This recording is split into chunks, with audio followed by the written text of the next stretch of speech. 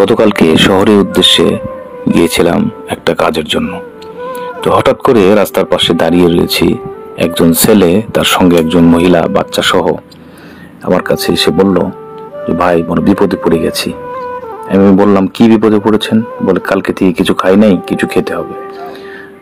তো ওনাদের কথা শুনে প্রথমে ভাবলাম হয়তো মিথ্যা কথা হতে পারে, আবার ভাবলাম যেহেতু খাবার কথা বলেছে সেক্ষেত্রে হয়তো বা সত্যি হতে পারে। তো ওনাদেরকে নিয়ে বললাম চলুন কি খাবেন।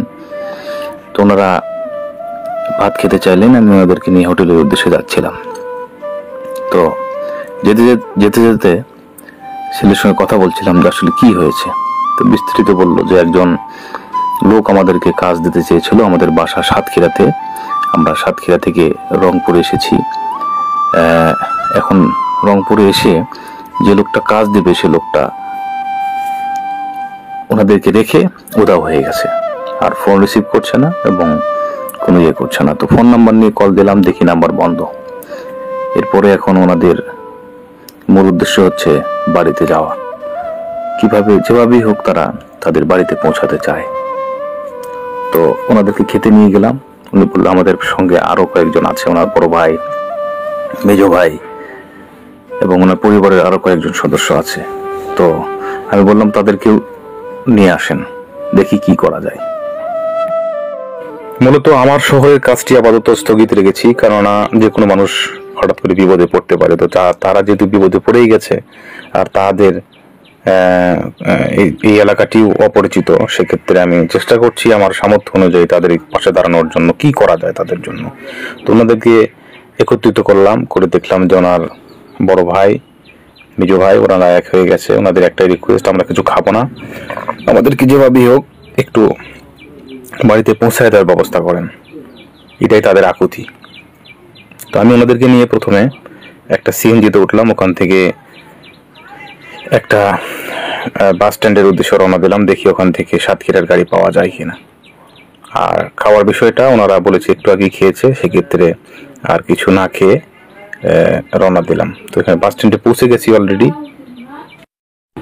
এটা বগুড়া 3 মাথা। এখানে কিছুক্ষণ অপেক্ষা করার পরে আমি বললাম যে এখানে তরকারি পাওয়া যাবে না, সম্ভবত বগুড়া 4 মাথায় যেতে হবে। তো এখানে তারা সকলে একত্রিত হয়ে কিছু টাকা চাচ্ছিলেন, তো আমি আমার সামর্থ্য অনুযায়ী দিয়েছি। দেখলাম ছোট ছোট দুটো বাচ্চা, ওনাদের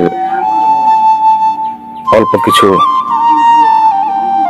খাবার কিনে দিলাম দোকান থেকে। এরপরে আমি বলছি যে আপনাদেরকে একটা সিএনজিতে উঠিয়ে দিচ্ছি, আপনারা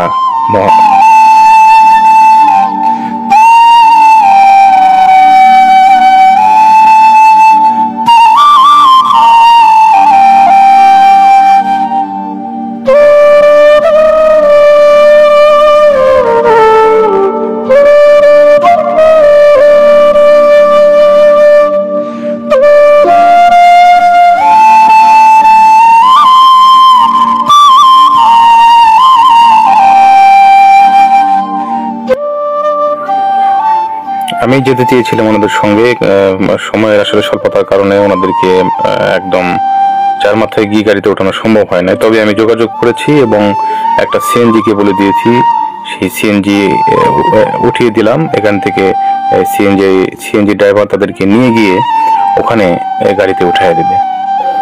ওনাদের সাতক্ষীরা যাওয়ার মতো ভাড়া আমি দিয়ে দিয়েছি। যে কোনো মানুষই বিপদে পড়তে পারে, তাই এই ধরনের মানুষ পেলে এড়িয়ে যাবেন না, তাদেরকে সাহায্য করবেন সামর্থ্য অনুযায়ী।